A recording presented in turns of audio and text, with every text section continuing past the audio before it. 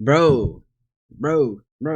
Toby is good. Toby's one of my favorite until Toby's gonna be my favorite until Miles Morales live action. I know that's gonna be good. Bro, who doesn't like Miles' suit? You feel me?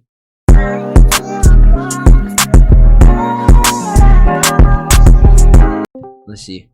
The GOAT right here, by the way, Peter Parker, the original Peter Parker, bro. Spider-Man does whatever a spider can. He shoots webs, climbs on walls, and sneaks up on me when I'm taking a piss.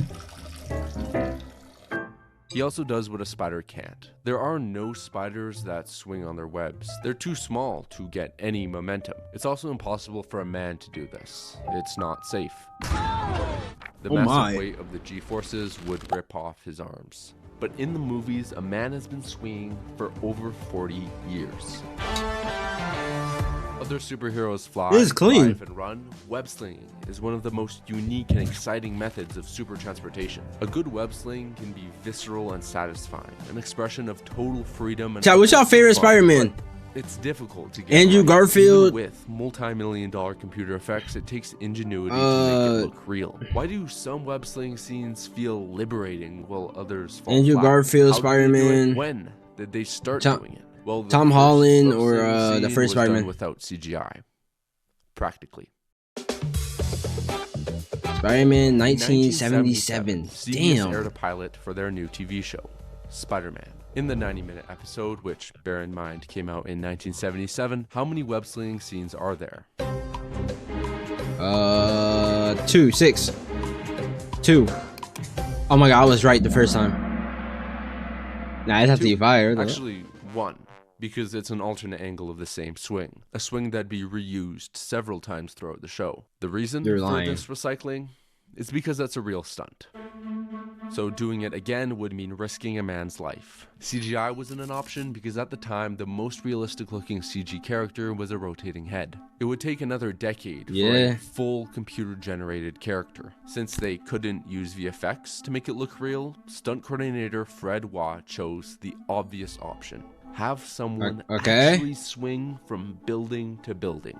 After 2 days of rigging, Fred wore the costume himself and took the first swing. Nah, this is actually low-key crazy. I didn't know this. Ew. What was that? Nah, that's crazy. Why does Spider-Man seem so unathletic? Spider-Man usually swings more than once. Luckily, also with no CG and a low budget, across the world, the Japanese were doing it better. Okay. Yeah, I know Japan's like Japanese. They always do it better, bro. No bullshit. Japanese Spider-Man has several other modes of transportation, including a motorbike, a spider car, a giant robot mech, or his legs. Wait, why was he low-key on timing though? Oh no, why is Japan Spider-Man low-key on timing? A spider car, a giant robot mech. What the fuck? He has a Power Ranger mega suit? Or his legs. But whenever he does web sling, you can't miss it, as he yells spider string before shooting his web. Spider string! That's his literally rope.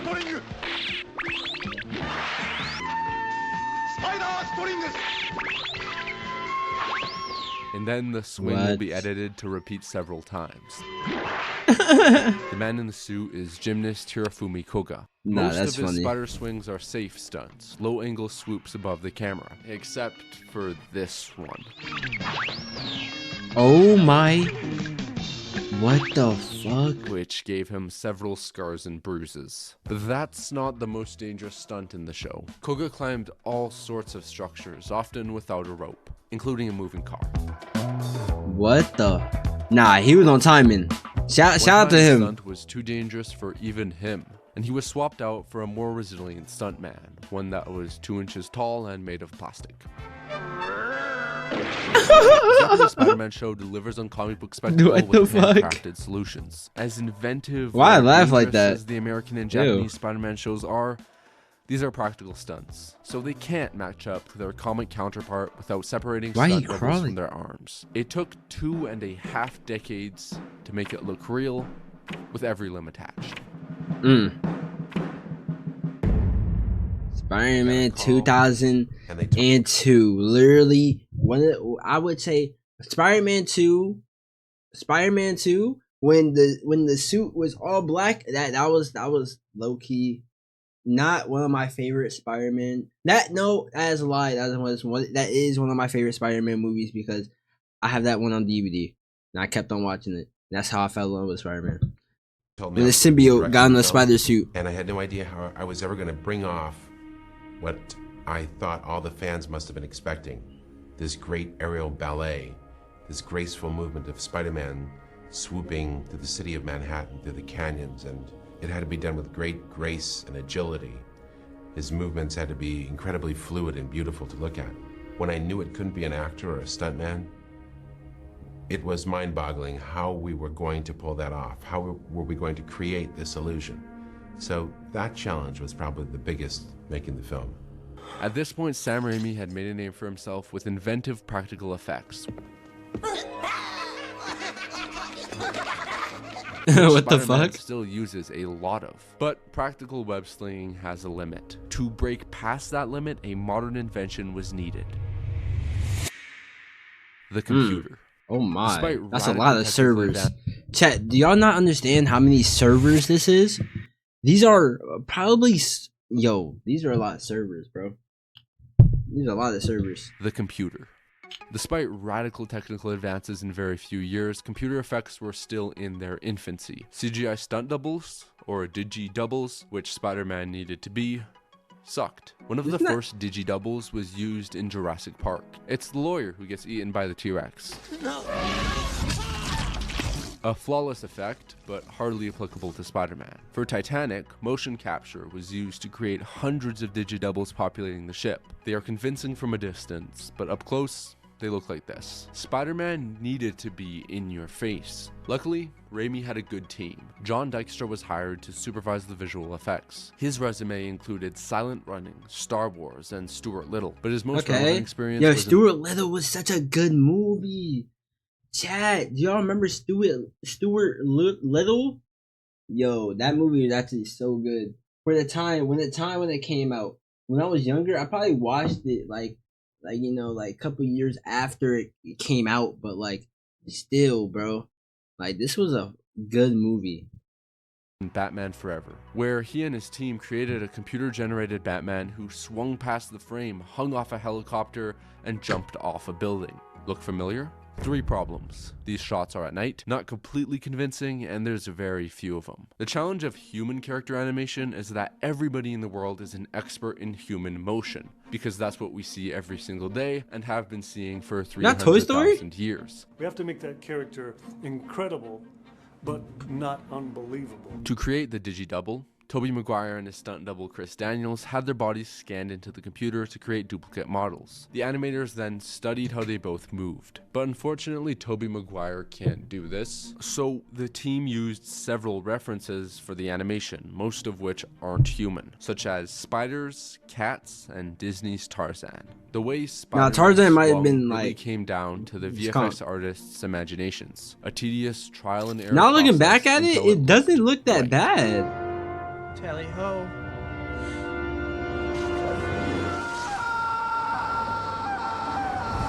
There are a few practical swings, like when Peter first discovers his powers, accomplished with big cranes holding a track and wires. So this is a real stunt.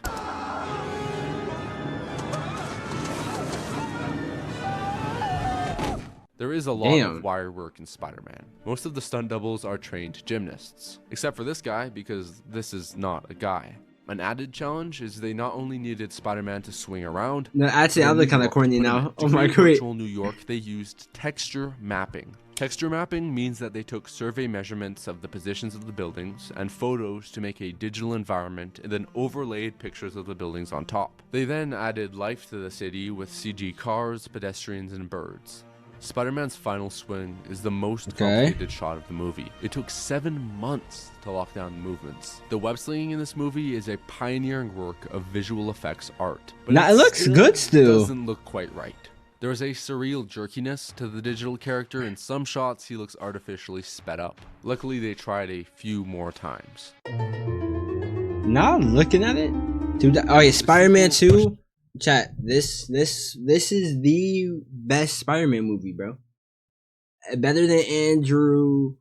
Not saying hey, I know a lot of people like hate Andrew, bro, but Andrew not a bad Spider-Man. I like his Spider-Man, but I didn't really watch Andrew Spider-Man like that, you know. But Tom Holland was good, but this Spider-Man 2, right here. It was literally the best Spider-Man movie, bro. Just like, the web slinging to new heights. Andrew's peak, bro. I just can't get into the Andrew, bro. Andrew's Spider-Man, I can't really watch. I can't watch Electro. I don't know why not. I just like it's good, but like the suit peak. But better than this Spider-Man though. Like, come on, bro. This Spider-Man's good, bro. A little bit of the vertigo. This Spider-Man that is to be Spider-Man, peak, bro. Because his world is not 5 stories up. It's not 2 stories up.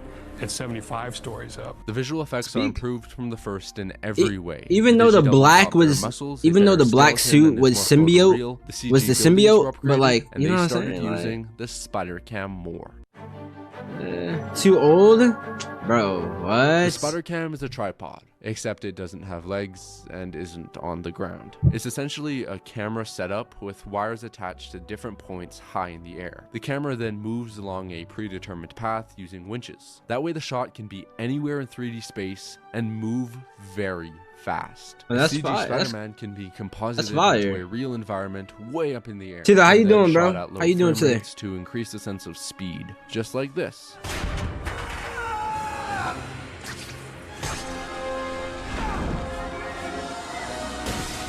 Another key to making the web slinging look real is to make Spider-Man real as much as possible. Alright, I'm good, bro. Spidey oh my. To a performer in a suit landing. What the actor can't do, a stuntman does, and what a stuntman can't do, the CG model does. During pre-production, storyboards identify what is CG and what is live action, either by drawings or animatics, which are crudely animated storyboards. Since the production plans these shots out early, the VFX can be better because the artists have time.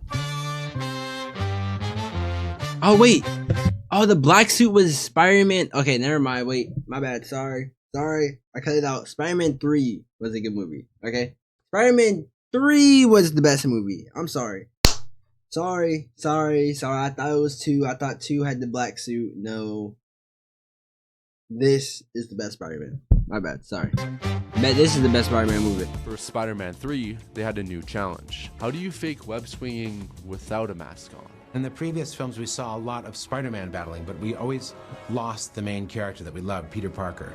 So I felt it was important in this third film, like in the comic books that I've read, to have Peter be involved in the battles. This is a visual effects nightmare because fabric is much easier to digitally replace than skin. A few different tricks were used to accomplish this.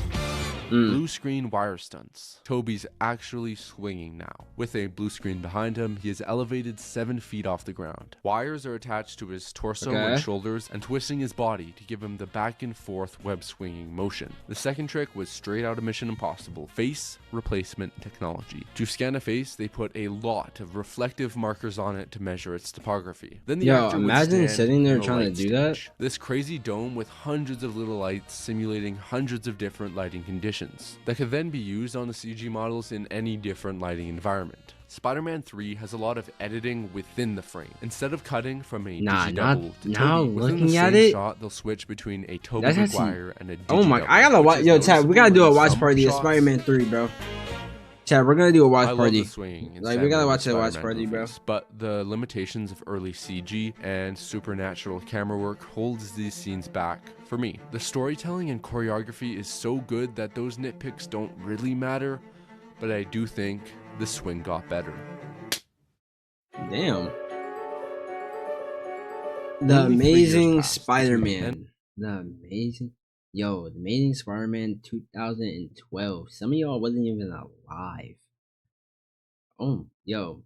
Dang, yo, he had like 4 movies. End of the production of I Spider-Man didn't realize 3 and that. start of the Amazing Spider-Man. Yet I believe the web swinging is much more visceral, dynamic. No, he had 4. No, he and had real, 4. probably because the team shot an No, he had 3. He had insane 3. amount My bad. of Sorry. footage of stuntmen swinging on cables. Whether or not they used any of it in the final cut doesn't really matter, as it's excellent reference for the VFX artists. This time the animation is very much inspired by human movement. Stuntmen and gymnasts were studied extensively. The main comic inspiration is Ultimate Spider-Man, drawn by Mark Bagley. Ultimate Spider-Man, literally one of the best comic Spider-Man. Slow-mo speed ramps. Yep. New Yeah, this were added, is Andrew, right? Awesome first-person point of view shot, which is such a y'all like this suit for a more immersive swing. Stunt coordinator Andrew's suit is cool, Armstrong but figured like, a way to have a stuntman you swing know, past the cars. Under Riverside Drive in Harlem, Spider-Man is going to be swinging, not unlike a trapeze artist, over cars and buses for real. First they used I mean, it's I like his boots, but like his suit's okay. His suit's okay. It's not crazy. Which has a sort of human it's not crazy puppeteering rig on the back, so that the stuntman could simulate swinging underneath the bridge. And all these cars are driven by stuntmen too. These shots are amazing. But most of the web swinging scenes take place at night, an effective and overused way of hiding CGI. So does this Spidey hold up? You just that's why you don't like that's why you like Toby? Bro. Toby is good. Toby's one of my favorite Toby's gonna be my favorite until Miles Morales live action. I know that's gonna be good. Bro, who doesn't like Miles' suit? You feel me? Who doesn't like Miles' suit, bro? It's clean. His suit is clean. You know? But Andrew out of 3 first of all, I like Tom Holland's Spider-Man suit. I like the suit of Tom Holland's. And Andrew's, I like his swinging style. It's more flashy. Toby, all around, he's just that guy, bro. He's just that guy. But like that's my ranking. That's my ranking. I like Andrew swinging. I like Tom Holland's Spider-Man suits, and I like Toby because this is Toby, bro. Toby's just I believe that the opening of The Amazing Spider-Man 2 is the pinnacle of web swinging. This Spider-Man has a small difference that makes all the difference. They made the suit looser, with an added cloth simulation that responds to his movements and the turbulence of the wind around him. But that's not it. The character animation is inventive. Spider-Man barrel rolls through the air, does aerial hairpin turns, and transitions into slow-mo to hit poses out of comic panels. Much like the comics, where each muscle is distinct, the muscle animation is that's the part and still somewhat visible through the suit. That's the part of the suit I didn't like. Lighting conditions for each shot, so that the contours of the sculpt are picked up in the specular areas of the render, just like in the comic book artwork where the muscle shapes are so clearly and artistically defined in dramatic lighting. The camera work isn't artificially smooth, but is handheld. How do you go handheld in a digital environment? With this motion control camera rig, which grounds impossible shots with human impulse. The cinematography is much more dynamic, as we're not always following Spider-Man in the air, but given shots from a pedestrian's point of view or this beautiful GoPro shot. The sound design gives this scene rhythm and immersion, accented with web clean. What the hell? Whooshes. I gotta rewatch the Spider-Man movies, bro. So I gotta rewatch him. I watched Andrews. Andrew Garfield is lankier. The I watched physics are more 1 and 2 of Andrews. Yeah. Homecoming. Then Disney makes a deal with Sony, and Spider-Man has swung around in 6 MCU movies so far. Except he starts off by not swinging around too much. According to Steve Rollins, the animation supervisor for Captain America Civil War, we wanted to avoid imitating previous movie incarnations where the wall crawler is hitting all the comic book poses. It was about making him feel more real and awkward, like a teenager. This extends to Spider-Man Homecoming, where Spider-Man still doesn't swing much, but instead hops around like a rabbit. An odd decision with the MCU Spider-Man is most every shot of Spider-Man in his suit is 100% CG. Even in the close-ups, that is a computer-generated man. Even if they made the costume and shot with it on set, they would cover it with CG. The rationale is that by going full CG, they can remove wrinkles and make costume design changes. But the lack of wrinkles makes it look too smooth. This shot from The Amazing Spider-Man is also 100% CG. But the MCU Spider-Man is missing one thing that The Amazing Spider-Man isn't: folds, creases, and a goddamn looser suit. In Avengers Infinity War, he swings for a few shots, but it isn't until his last Infinity War, he really starts to swing. Infinity War, bro. They found a way to bring MJ along without being cucked by a mannequin. To shoot these shots, they used a large blue screen, some big fans, and a wire rig to hold both Tom Holland and Zendaya. For New York, repurposed photography from the Avengers was used to build the CG buildings. Tom and Zendaya did some stunts on location for reference, but these shots are all CG. Well, it doesn't compare to the Amazing movies. I'm a fan of this scene. I like the varying compositions and visual gags, but the tightness of the suit and lack of comic book poses holds it back. He just doesn't like the fucking suit. Like, did you just enjoy this loose suits? That's why I said comic wise, Andrew has the swinging ability. He just super swing. He has the swag. Like, Andrew got swag with the swing. You feel me? I feel like Tom Holland's, it was more like they were trying to get his suit to look more like the comics in a way. You know what I'm saying? But yeah, that's what I was saying. No Way Home. This was a good movie. No Way Home, with the return of Toby and Andrew, the swinging isn't quite right. The character animation is exceptional, with each Spider-Man retaining their unique swinging behavior from the previous movies. The suits are too tight and the landings can be bouncy. The final swing is rough. The movement, especially on this slide, looks keyframed. The deterioration of the swing isn't necessarily the fault of the VFX artists, who were locked into using a specific Spider-Man design without a loose suit. Good VFX take time, so Marvel Studios' breakneck release schedule could be to blame. Okay. What's this? Before quitting the infamous Spider-Man Lotus movie, this VFX team created this beautiful web swing scene. There was a... What the fuck? Extensive photography and Google Maps Street View of New York was used to create the environment. The suit model is incredibly detailed, with scratches and wrinkles, and the character animation is expertly staged. I don't like how that helmet looks. Along with this, I don't like how that helmet looks. Look at the helmet. The helmet looks squared. It looked almost squared, bro. I don't like how that helmet looks. Or that mask. I don't know how the mask looks. There are some excellent fan-made animations that capture web swinging better than most of the movies. That's because digital effects are an art form, one that takes work and creativity. The reason why this looks better than this is because inspired choices by human beings were made. In the words of John Dykstra, "The computer is a tool. It's like a hammer. It doesn't by itself know how to build a house until someone puts their hand to it." Hopefully the next Spider-Man movie uses lessons from the past to create tactile and memorable web-swinging scenes. A looser suit, dramatic sound design, comic book poses, focus on realism, creative character animation, triumphant score. Okay. It's all in this scene. And if they learn a lesson from even further back, instead of losing hundreds of millions of dollars, risk losing a few stuntmen instead. Now this was a good video, chat. I'm not gonna sit here and lie to y'all. This was a good video, bro.